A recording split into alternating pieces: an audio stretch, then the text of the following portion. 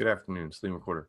Welcome to the second session of the Threats and Vulnerability course that began last week.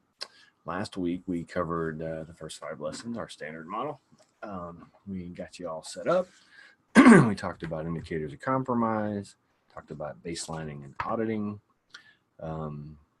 gave a tour of, had a good lesson, and I hope you enjoyed the video that's part of the lesson on social engineering. And then give you a tour of one of the first VMs that's provided for this course, the Kali Linux virtual machine, and the social engineering toolkit. So this week, we cover the last 6, or 6 through 10, the last 5 lessons of the course. And basically going to talk briefly about the first handful of lessons and then spend a fair amount of time in kind of a demo workshop mode on the last one primarily. The Kali Linux virtual machine is one of a handful that we provided for this class. You will have been downloading them over the last few days, no doubt. And you basically just have to import those into VirtualBox, and you'll end up with a whole group of VMs, including a couple you've made yourself as part of the courses. And of course, the GSN3 VM we've been using a lot and still using some in this class. We have one more visit with GSN3 in lesson 9, and we'll talk about that here in a bit. And then, of course, but the bulk of the lessons, actually, 3 out of 5 of these last lessons, all center around the virtual machines. So in lesson 6 is the spear phishing exercise. It requires the use of 3 of the provided virtual machines, the Kali Linux virtual machine, the net server virtual machine, and the dev client virtual machine, which will actually play the role as our victim in this case. And if you remember from last week, we gave you a tour of the social engineering toolkit in Kali, which is a command line but menu driven program that allows you to pick different types of attack social engineering vectors, from mass and emails for phishing to spear phishing single emails, to making USB drop sticks, to having all kinds of website and other types of attack vectors. We're going to do in lesson 6, we conduct a fairly elaborate simulated spear phishing campaign. And so you're going to be using the Kali Linux machine as your attacking machine, and be using it to provide the social engineering toolkit and functionality of the Metasploit meta interpreter, being able to have backend listeners and things like that for us. And then you're going to be using the net server. The net server is really just an Ubuntu server with email server running, a web server running, and we'll be using that. We're kind of assuming in this scenario that we have somehow managed to break into this network, and so we're inside of this network to some degree with our attack box, or it's a publicly facing mail server, and we're basically going to use it as our relay server for the spear phishing campaign. Generally speaking, while most servers these days aren't set up to allow relaying to other domains, they will take email from pretty much anywhere for their own users. And so we're going to rely on that to use, in many cases, a real attacker or a pen tester would be using a different server. Spirit, as I mentioned, I believe last week, Social Engineering Toolkit just eminently supports all the major providers like Gmail and Yahoo Mail. It defaults to Gmail out of the box. It can be configured through its settings to actually work with Yahoo or MSN or whatever, different mail packages, so that you can basically make a throwaway burner account to send ostensibly your mail through for your victims or your attack targets. But of course, in many cases, an attacker or even a pen tester might be using other servers, maybe even other servers, especially in attacker's context, other servers they have compromised to be able to use. And as a matter of fact, much of what we're going to show you would potentially be done spread across a number of even compromised machines. Not likely is the attacker, short of being a pen tester and maybe inside the network for real, or maybe they've been able to get some of the base functionality uploaded into a machine that they've compromised inside the network. You wouldn't need the full Kali Linux suite to actually, if you think about our GSN3 environment, we have a Kali Linux command line, And so, you can create custom installs of Kali in all different kinds of contexts, graphical or otherwise. And since most of the tools are actually command line tools anyway, it's actually fairly easy to create, so much like GSN3 did themselves for that Kali Linux appliance we're using there, um, to make your own custom versions of Kali Linux. And so you could easily have, or for that matter, the tools like Social Engineering Toolkit, even Metasploitable, all these other they're tool, you can get them from their various repos. You can get them in other distributions, irrespective of the fact that they're part of Kali. And so you could basically install them independently, or have your setups so that once you've broken into a system. So it's not an unrealistic situation, definitely for a pen tester, but even for an attacker to be able to bring a few of these tools to bear. Technically, we only need Social Engineering Toolkit, excuse me, and Metasploit, because it works with that to set up the listeners. And so in our case, we're just using the full Kali, and we're basically going to be basically booting up all of these boxes. The net server you don't ever have to worry about. You can just minimize it, because it basically acts as an email server to send your spear phishing email, and is actually acting like it, even though it's not a very pretty site for the demo. Maybe that'll be a future rev of the class to make it look more realistic. But there's a website on that server that is ostensibly the test.test company website with a login, and that will be the site that we will be mirroring. Basically, the outline of the attack is that we are going to be sending a spearfish to our victim at test.test, and basically we're assuming a little assumption here again that we're conducting this attack in the after hours or overnight, and so we're going to plant this email. This could be done with more than one instance of Social Engineering Toolkit, more than one box. Like I said, many times a real attacker might use one box to send the email that they've exploited, another box to have their listeners on that they also exploited, and even a third box to kind of control it and drive it, all from so that they don't trace back to them. But in our case, we're running them all on one instance of Kali Linux. And so you will be walking through the steps of using Social Engineering Toolkit to initially send a spearfish to this victim at test.test. And then once that has been sent, then you will use the credential harvesting module of the Social Engineering Toolkit to basically clone the existing test website and their website, and put that up on your own machine and set up the listener. And then ostensibly, to recreate the attack, you will then actually bring up and log in as the victim user on the dev client, and check your email with Kmail and be able to get that mail, and then ultimately click the link and visit that website and be able to enter your username and password in, at which point then you will see on the Kali machine that you have now captured these credentials. So this takes us to a pretty elaborate, so the lesson walks you through it. Your exercise is to recreate it using the VMs. And so it's a little intensive because we're running 3 full VMs, but you do keep the server minimized. It really just forwards one email and basically provides, a couple HTTP lookups, and you don't do anything else beyond that, but to simulate a real attack structure and not use Kali as its own mail server, or not, to basically provide that infrastructure. That server is there for that reason.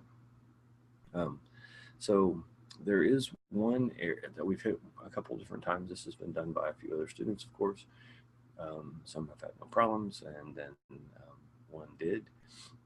So if you get an error, I'll go ahead and mention this. If you get an error when trying something about a file in cache is already created, when you try to actually click the email in Kmail to launch your browser and go over and visit that website that the victim thinks is their company homepage, you can ultimately still complete the exercise by just opening the browser manually and visiting that link, typing in that URL and going over.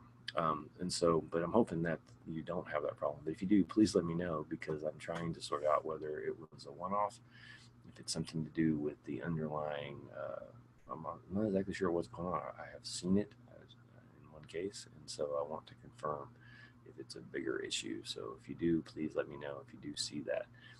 But it won't, if it does show up, it is an error that is something that at least you won't be able to fix yourself. And since you can still manually go on and visit the site and complete the exercise to the web browser directly, then it's not a completely blocking issue. And I'll talk to you about it. And if hopefully it won't happen, one, and I'll feel better about the VM. If it happens again, now that's 2 out of 3. I'm going to have to figure out what's going on there. So let me know. Lesson 7 is one I'm going to leave pretty much to you, but it's kind of as you've seen, we've talked a little deeper about certain things. We're going a little deeper into more elaborate vulnerabilities and exploits that we're trying to demo and get you some broad exposure. And lesson 7 is the only sort of conceptual informational chapter lesson in this part of the course, second week. Everything else is hands-on. There's some information along the way, of course, but it's the one conceptual lesson that's a complete lesson on that. But it's much more depth on different types of vulnerabilities. And so I be given that I could just list all these types: configuration, programming, memory, on and on. We talked about all kinds of different vulnerabilities. We've touched on these areas, but this is a little more meat on the bone as we round out the last full course. But I will leave that for you. It's a pretty straightforward informational lesson.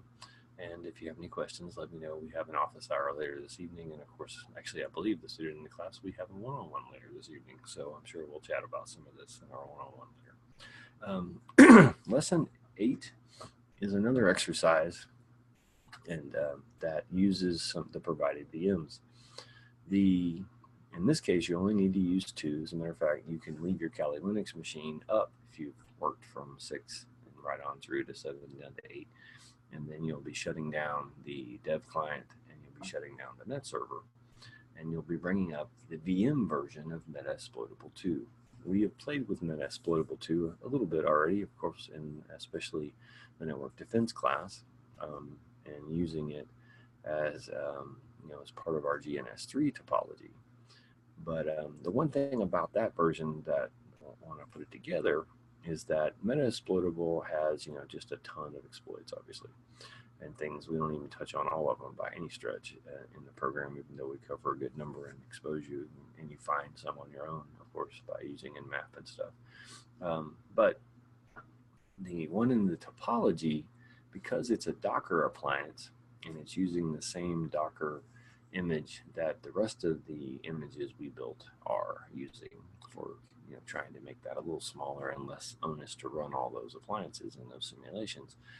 That means it's using a newer version of basically Ubuntu than it was originally intended to use, which actually means that, I don't know this whole number exactly, but a number, let's just call it a half dozen, but a number of things that are supposed to be exploitable on that version do not work, primarily because they rely on kernel exploits that have been fixed in the newer version of the. So when you really have a full, which is what we're providing in this class, the full Metasploit 2 virtual machine as it was originally created and intended, where it's using an older version of Linux, an older kernel of Linux, then basically, of course, all of the exploits that were intended to work.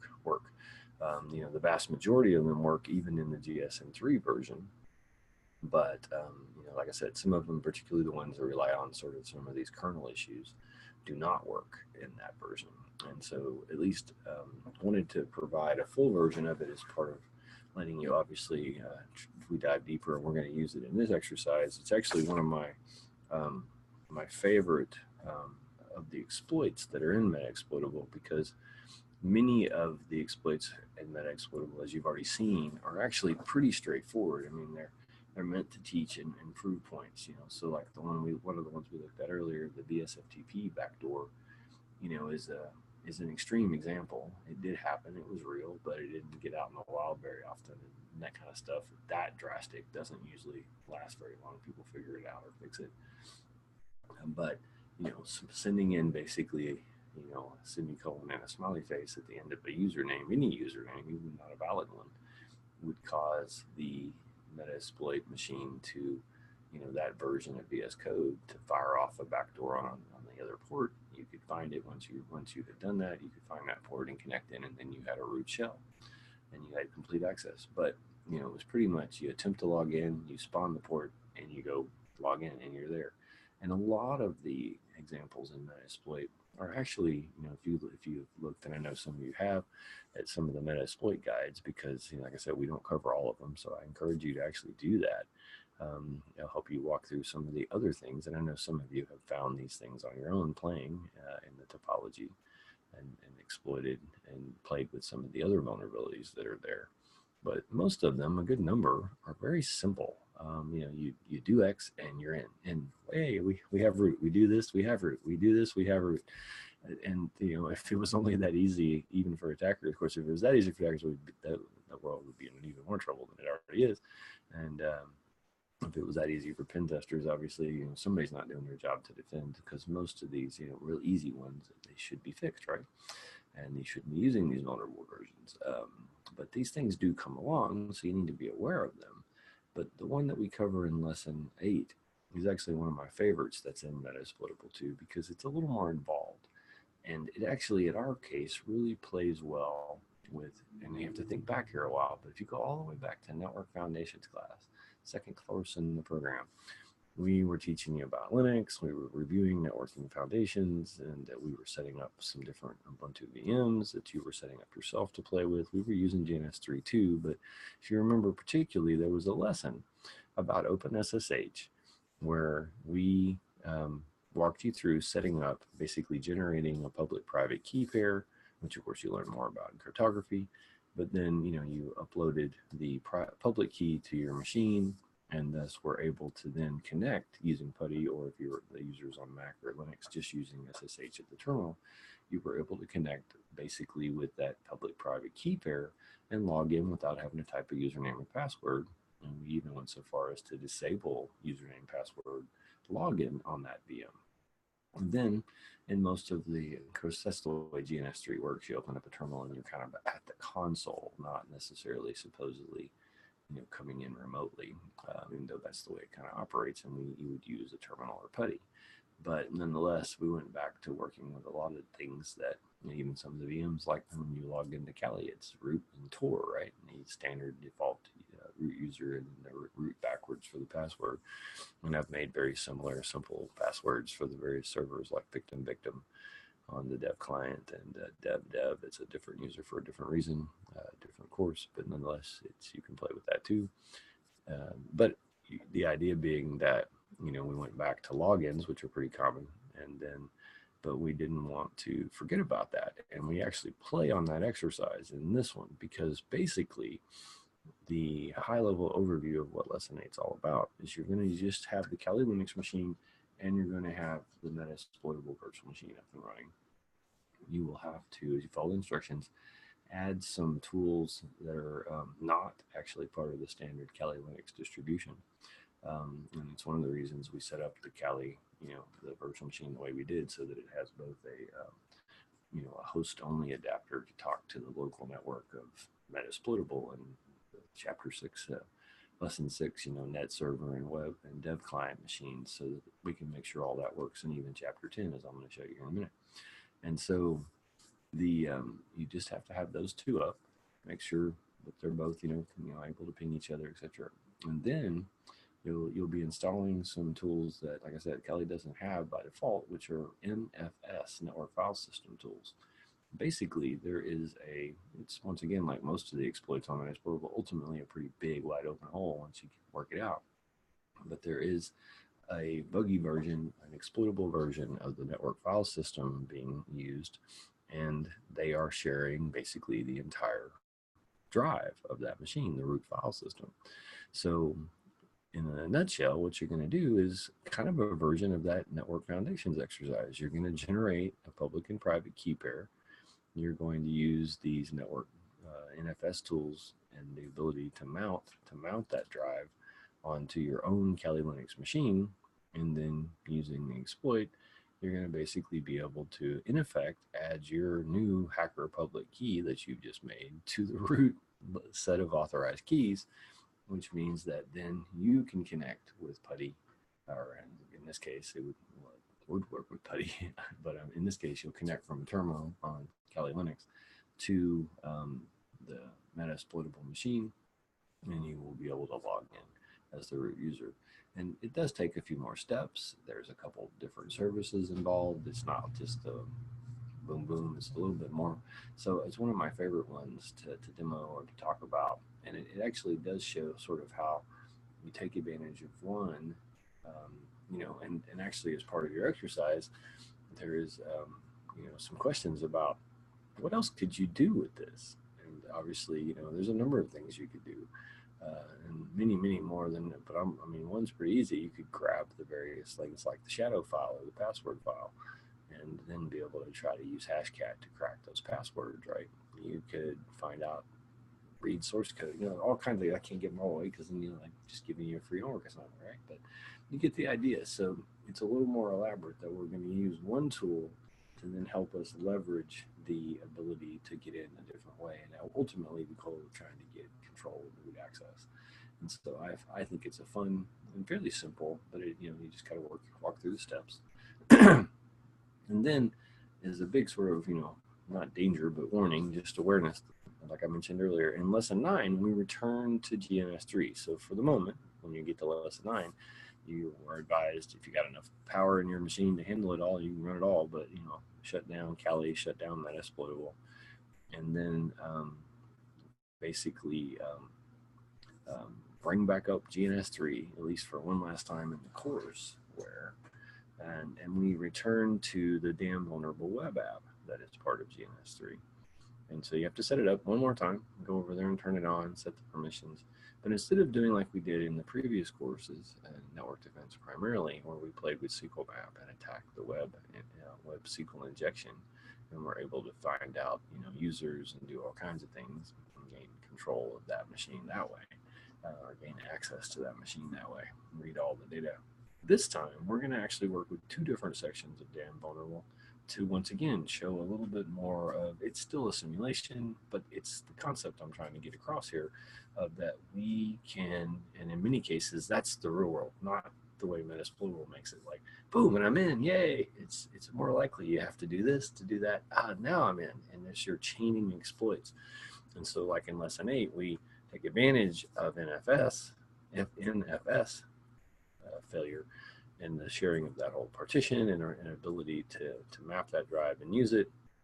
And then we're able to, at that point, update the root user key on that machine. And then we now have root access. We could, as we talked about, could do a lot of other things, chaining off of that big vulnerability there. But in this case, we're going to look at 2 other types of injections. Instead of SQL injection, we're going to look at file injection or file upload vulnerabilities. And we're going to look at then command injection. And once again, combining these 2 into 2 different pieces of the equation, allow us to do some pretty neat things. So we're going to, for example, use the file upload vulnerability of being able to supposedly on the simulated forum, say like be able to upload our avatar icon picture or something like that, like you would at Facebook or LinkedIn. We're going to use that form, which is asking us to upload a picture, but because they're not being very secure about it, we're going to use it to upload a copy of Netcat. And this is the thing beyond, we've talked about Netcat a little bit in other places, but it's a very important tool. Arguably on Pentest is equally weighted as NetMap or Nmap. And so very important tool to know. And so basically we're going to upload a copy of the NCAT program to our target, the damn vulnerable machine. We are then going to use another part of it, which allows for command injections to happen, to be able to execute a couple commands, including the chmod command we learned about back in Network Foundations again, and have reviewed in other places where permissions come in handy, because by default, even in this case, and it's really to do with the underlying operating system, is what's called UMask. But when that new file is created with that upload, even though we managed to get our netcat there, we're going to find that it's not executable because it was just created like a new file without the execute permissions. So, but because the site happens to have this other vulnerability of command injection, we can inject a command that will change those permissions so that we can make that new copy executable. And then, of course, if we have a copy of Netcat on your machine and we can issue commands kind of arbitrarily, to make that executable, then obviously we can then run that script. And thus we can basically open ourselves up for reverse shell onto this machine. And we've uploaded our tool and used a couple vulnerabilities once again to be able to gain the ultimate goal of getting the shell. Now, in this case, we're not taking you as part of your lesson to talk about, well, what else could we do with this and what are some of the limitations, because this is not actually a root shell, but that's all part of the thinking and learning process. And there would be potentially other things you could do once you were on that would allow you to potentially escalate depending on the version of Linux you've now gained access to. You may be able to take advantage of an older version. You may be able to take advantage of the bash bug and X bug, or some other bug that allows you to get to root. You might be able to upload some additional tools or software exploit code that you could run even as the non-root user that would help you escalate that privilege. And so the idea is that I want you to think about that as part of the exercise. But both 8 and 9 I find very fun. I think you'll find them fun. And they're pretty much walkthrough kind of exercises, but the purpose is to make sure you can do these things. And so we went back. So like I said, we go back to the GNS3 topology. You'll be using the command line, if needed, the command line Kali Linux. The main thing you really be using is the Firefox appliance, because you need the web browser to be able to get in and turn on, and set up, create the database, and those steps we've done a few times now in the different classes on the GSM3 damn vulnerable web app. And then you will basically from there, set it up, and then you can use the web server and the web client on that machine to upload and run your commands. And then our last lesson, which is where I'm going to switch into demo mode here, at least for a little bit, as we get near the end of what I'm planning to do for today, is lesson 10 on red team, blue team activities. Now, the lesson starts with, what is a red team? We're red today in honor of that. The red team are like the pen testing side or the attackers. The red team in a corporate world is the people pretending to be hackers, so pen testers. And the blue team is the defense side. And there are all different kinds of ways that we see this. I mean, in bigger companies, the people literally, that's their job, to be a red team or blue team member. Or that may be, their job may be part of the security team, but then their role, one of their roles within it is, okay, we do these quarterly exercises, so you're red team or blue team. There's even some talk of what they call purple team. Purple team is one of those few things like security by obscurity that's kind of controversial. Like, should there really be a purple team? Should that be a state you're trying to get to, or you're trying to, the team should, while they compete friendly, they're also supposed to train each other so that they each get better, and you can kind of blend the red and the blue. Some organizations truly have a team assigned to be the purple team that kind of watches the events, grades, judges, synthesizes, and passes information, because ostensibly some people feel that these teams don't want to talk to each other. The defenders don't want to give up their tricks, and the attackers don't want to give up theirs. So if they're sort of an observer team. So it's an interesting concept, but it's pretty straightforward stuff. Now, one of the things that happens, that is a big, big thing that happens with red team, blue team activities, is in the corporate world, of course, then the red team will simulate an attack and the blue team will defend. These may be known scheduled events. These may be impromptu events. It depends on the organization and how they've set up their security team and their security training and activities. But another thing that people do to learn and to practice, and you can see it, like just happened last month when the big Black Hat and DEF CON conferences were going on in Vegas, there were all kinds of capture the flag events. And so the last part of chapter lesson 10 is all about capture the flag events. I'm going to talk a little bit about them conceptually. Most of us have probably played some form of capture the flag when we were kids, trying to run around through the woods to not be, hopefully not get tagged by our friends before we get over there to their base and steal their flag. In the case of a computer capture the flag event, what you have is a virtual machine. That at night, when there are virtual networks, there are other ways to do it, and sometimes there's more than one network. But for the most part, it's usually one virtual machine, and that virtual machine has been set up either on some kind of fun-based theme, or it may be set up to give a more real-world kind of, like, this is supposedly new company XYZ site, and they've done this, and the virtual machine has flags, usually just text files that say, hey, you found the flag, so many points. And they might have a handful of flags to dozens and dozens of flags, depending upon how complex of a capture the flag system that was built by the individual. I have picked one that you'll be downloading. And so for lesson 10, you will learn about red team, blue team activities. You will learn about capture the flag. And then you will basically, and I'm going to go in the screen share here, you will end up working with this arrangement. We have your Kali Linux, which by this time, I know most of you, funny enough, long before we introduced it at this level, the GUI level, many of you had already downloaded your own copies. I've seen it on when we do one-on-ones. You already have it in VirtualBox, and you're more than welcome to use the one you have if you just mirror the networking to be able to see the machines, and especially if you've done any customization to it. Otherwise, of course, you're welcome to use the one that I've provided. The ridiculously easy, based on the Rick and Morty cartoon and TV show, is basically this, and it's not really much to look at. And to be honest, until they're being explored, capture the flag VMs usually aren't, because I mean, we could just start trying to log in here, but we don't have a clue about it, except that they usually do have some way on their screen, like this does, of saying right here, admin console 192.168.56.3 9090, so at port 9090. Then there's something else, or this other address, which is an IP6 address, right? And the same port 9090. So we know, if nothing else, we know what IP this virtual machine is running at, and we know there's something running on a port there at HTTPS. And so that's it. That's all we know about this one. And that's many times there might be a short blurb to describe one of these capture the flag systems, but many times you do not know much about them. That's the whole point.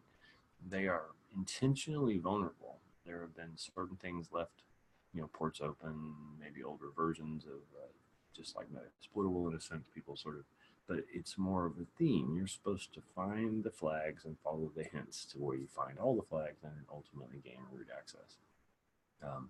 This is a relatively easy one, as its name implies, and so I'm not going to spend a whole lot of time on it because I don't want to give it all away.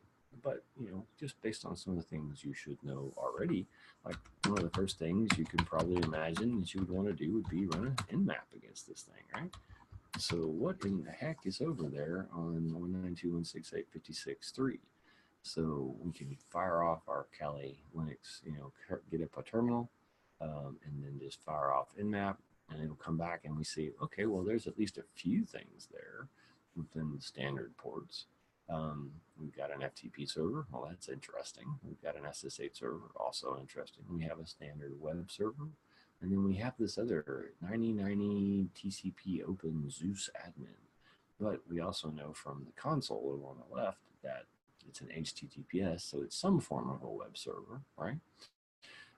Obviously, we could attempt to do a little bit more information there, we can get lazy here at this point for a quicker demo and just do the big A scan, so it'll do all of the scans. It'll try to, fingerprint the services and fingerprint the operating system for us. As we know, especially running inside a VM, sometimes the guesses on the operating system get a little funny from nmap. But nonetheless, and of course, this scan takes a lot longer because it's doing a lot of additional checks and talk to the machine. And so, but what it will come back with, of course, is some information. And this is also what was, is shown in the lesson as well. Other things, obviously, you would want to do include just visit all of these services with appropriate tools. You've got a Linux machine here, right, in Kali Linux. So you've got FTP, SSH, you've got the Firefox web browser. And so if that finishes, we'll take a look at that here momentarily. But if you scroll back up and we take a look through here, we're going to find a number of different things that nmap has already shown us. So there's our nmap scan A right there. And you can see that the first thing it comes back and tells us that anonymous FTP isn't allowed. As a matter of fact, it's already gone in and logged in for us and shown us the directory of what's in here, there, at least at the top level. And of course, it's a hint that it looks like there's possibly our first flag, right? Just from a scan. And that's the way these things are usually built. They're built with some easy ones, and then you have to dig deeper and crack in further and to find additional things. So with a simple FTP over there and anonymous login, we should be able to get our points and find out what our next clue is. We can tell it, what mode it's got. It tells us all about FTP. Then it looks at the we're apparently running Ubuntu. It says welcome to Ubuntu 14, which is funny because this over here says Fedora 26. But then that web server actually says Apache on Fedora. And then the 99 is a cockpit web service. And did not follow the redirect. Okay, so there's some kind of, it's got the fingerprints. It knows it's GNU Linux, or those are its guesses, right? Linux OS. And so anyway, there we go. Simple little scan. Now, what else do we have? So if we, oh my gosh, I see. If we come over here to the browser, we can do the same kind of thing. Let's go visit the thing. 192.168. This is 3. Oh, come on. I finger demos all the time. So here we go. Not finished yet. Stop judging me. Doesn't seem to be much really here. Doesn't scroll or anything. Well, where would that leave you to be? Well, there's a lot of different tools that you could use to dig deeper. You could just manually try things. I'm not saying there's anything there, but not uncommon for a site to have an upload folder. Okay, it doesn't have one. That would have been useful, interesting to know. If I'm thinking that there's something there, maybe they got it incoming. Basically, you can try all this, or you can use some of the tools that are in Kali. Like, for example, underneath Kali's menu for web analysis, there's SQL Map and things like that. There's some of these other tools that will scan sites. Some of those might be interesting. I believe, hold on, I'm in the right place. So there's all these others when you go clicking down here. Here's some crawlers. One of the ones that you might be interested in is Directory B. Directory B or Directory Buster, these basically can scan a website and basically attempt to look for any directories that are underneath, even ostensibly hidden directories. And so we might want to poke around behind this website a little more with some tool like that. You might want to look at the source code. Obviously, we're going to want to visit all the different services, see if the hints give us any hints, and go from there. And so basically, this is exactly, what it's a simulation of if you were being told, hey, we just set up this new server. Before we take it live, we need you to pen test it. But they're not going to tell you anything about it. It's kind of a closed box test, right? Black box test. We don't know what's in here. Maybe you have some idea from if you can find, and that's mentioned in the site called Vulnerabilities. There's a bunch of these put up recently. We'll have actually be posting our first graduates there fairly soon, and then we'll have some more being posted there. Because the reason I spent some time and wanted to talk about this is that because when you get down to it, these are great ways, and it's part of your assignment, and I expect you to have no trouble. Because as it's actually mentioned in the lesson with a hidden link for a little fun, but you can use a guide. I don't care. I want you to beat this thing. My purpose is to expose you to a bunch of other things and to get you running through a complete capture the flag system. I highly encourage you to download from VulHub some of the others, import them, and try them out. Why? Because once you finish this class and get into the final project, this is your final project in a nutshell, is to build your own capture the flag system. We have found that the first few students that have gone through it have actually helped validate what I thought all along, which was that it would be a fun project, even if it's a lot of work, but something that allows us in security to have something to show. The software developers, they can write a web app, they can write a phone app, they can have some piece of software that's a portfolio project to show. The data scientist can analyze a bunch of data and do some kind of fancy report or have some kind of animation that shows how they've synthesized all that data and what they've learned. And then here we are. What are we going to show? We're going to set up a router. Are we going to set up firewalls? So looking around, the idea here was that if you actually look at it, there are literally hundreds, if not thousands, just on VulnerHub of, or I guess thousands probably, of virtual machines that people have built, running the gamut from easy to hard, running the gamut from Rick and Morty to other themes of shows and games and whatever, to being, this is the website of so-and-so, samplecompany.com. it's a brand new startup, they're running these services, go. But, so there might be a little information or more of a real world example sort of set up. People build them all different kinds of ways. But the reality is, there's only thousands, if you will, or around the world, I'm sure there's tens, maybe hundreds of thousands, but we're still talking about, relatively speaking, compared to the millions of people who do these things. They get downloaded and played with all the time by students in classes all over the world, by people studying for certification exams all over the world. And so I encourage you to do this to brush up and add and tweak your own skills. But the other part of it is that's why we decided to make it the project, to build one yourselves, to build one as individuals, you folks that are going through this program and getting through on your own initially. If the program grows and someday they'll become team projects, but because then you have your own portfolio piece that you can talk to an employer about, and it demonstrates that you've brought together all the things we taught you about Linux, about networking, about services, and that you know enough to actually set one of these up and kind of create the system. And of course, I'll help throughout as a guiding instructor and your mentor. But one of the things that you'll do is, you'll have to figure out how to set up your own virtual machine. There's some instructions at the end of the lesson on how to do that. There's more in the final group project. There'll be more in the meetings I have with you on the one-on-ones. But yeah, you're going to want to work your way through and find all the different flags of this ridiculously easy virtual machine. And that's your main assignment for 10. And to start thinking of, okay, how would I build one? What might I do? And that's what I have for you today. So that is the end of section 2 of Threats and Vulnerability for the class that started a week ago. You need to, by tonight's Wednesday, so you should have, I think, through lesson 8 done. And then you got through the weekend to finish up the last couple things, including beat this capture the flag system. And we'll get you progressed on into the final project.